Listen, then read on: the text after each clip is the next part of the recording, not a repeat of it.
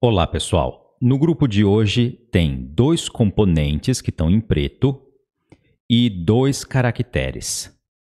Então vamos lá, a gente parte deste componente aqui que representa um pacote, tá? Como eu sempre digo, componentes, a gente tem que saber o que eles representam, não precisa saber da leitura deles, tá?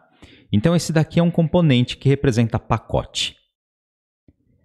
Aí a gente pega, dá uma pílula de polegarina para ele e põe esse traço com puxadinha embaixo, vira um componente de comida, tá? Então esse componente aqui vai aparecer em caracteres, por exemplo, ele aparece em fome, porque fome tem a ver com comer, né? Então vai aparecer logo nesse próximo grupo aqui. E o caractere do pacote, se a gente coloca um tracinho aqui dentro, ele forma a representação da colher.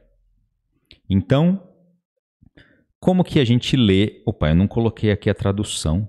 Ó, colher, beleza. Então a pronúncia da colher é schau, schau. E partindo da colher, se a gente coloca do lado esquerdo dela o caractere de branco, lembra do branco? Ó, ele está aqui, caractere de branco, certo? Que é um sol com um risquinho em cima e lê pai. Então, branco com colher forma uma partícula, é a partícula que se lê det, e a gente vai ver isso aqui envolve um pouco de gramática, tá? Essa outra leitura aqui, ti, é mais para formar palavras. Isso vai aparecer no futuro. A principal leitura desse caractere é det. Então, novamente aqui, recapitulando. Componente de pacote,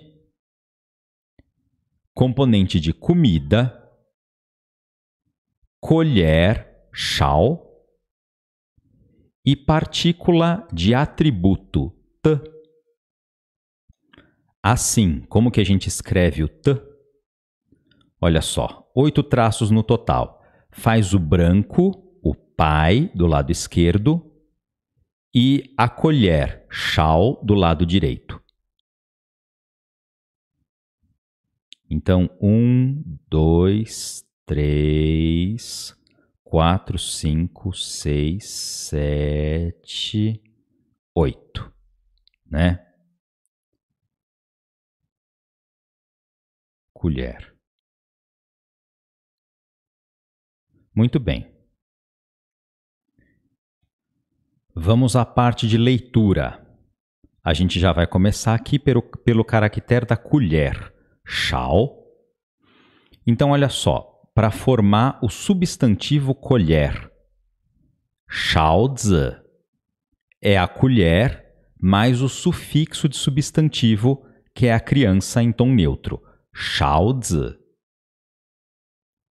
Schautze. Por que precisa do sufixo? Sem o sufixo, a colher ela é um classificador, uma unidade de medida, tá? Então, a gente formaria uma colher de água. Normalmente se fala, adicione uma colher de sal, de açúcar, né? Mas sinto muito. Por enquanto só dá para a gente falar colher de água. Então, uma colher água. E schau, shui. E eu tô meio ruim na mira do mouse aqui. Vamos de novo. E schau, shui. Né? O número 1, e eu estou lendo em quarto tom, porque ele está antecedendo a colher, que é segundo, certo? Número 1, antecedendo o segundo tom, vira quarto. Então, i, schau, shui. Muito bem. Agora, vamos passar para o t, partícula de atributo. Qual é o nome desse t em chinês? Isso aqui é só curiosidade, tá? Não precisa saber. Mas tem 3 caracteres com essa leitura de, t, que exercem funções gramaticais diferentes. Então, falando de gramática com chineses, é normal perguntar: que tã que vai aqui, né? Qual é o tã que vai aqui?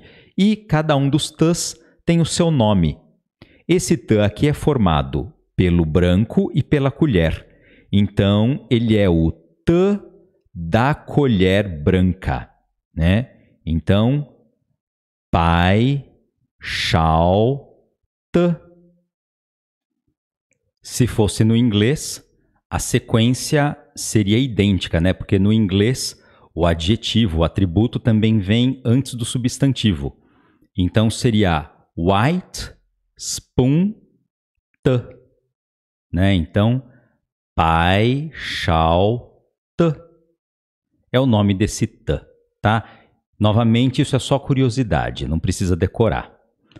Agora sim, a gente vai para um tópico muito importante, que é o uso do tã da colher branca, partícula de atributo.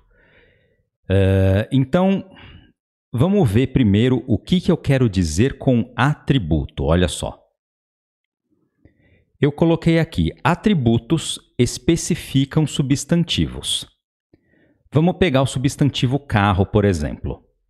Alguém chega para você e fala assim, carro quebrou. Você vai perguntar, que carro? De que carro você está falando? Né? Então, a gente precisa de um atributo para ele especificar o substantivo. Então, poderia ser, meu carro quebrou. Né? O carro da Maria quebrou. Tá? Outros atributos aqui, carro bonito. Né? Carro que eu dirijo. Aqui a gente tem uma oração servindo como atributo de um substantivo, né? Vejam que aqui a gente não está formando orações completas, certo? Por exemplo, meu carro. Isso é uma oração? Não, eu precisaria ter um verbo. Por exemplo, meu carro quebrou. Aí sim. Aqui, o meu carro seria o sujeito da oração, né? Meu carro quebrou, meu carro é sujeito. O substantivo com um atributo também pode ser pode ser objeto do verbo. Então, se a oração for assim, olha, eu vendi meu carro. Aí, o meu carro seria objeto do verbo vender, né? O sujeito da oração seria eu. Então, substantivo mais atributo pode ser sujeito e pode ser objeto em uma oração, tá? Hoje a gente só vai ver como como fazer essa união aqui do substantivo com o atributo. No futuro vão aparecer orações completas, tá? Então, olha só.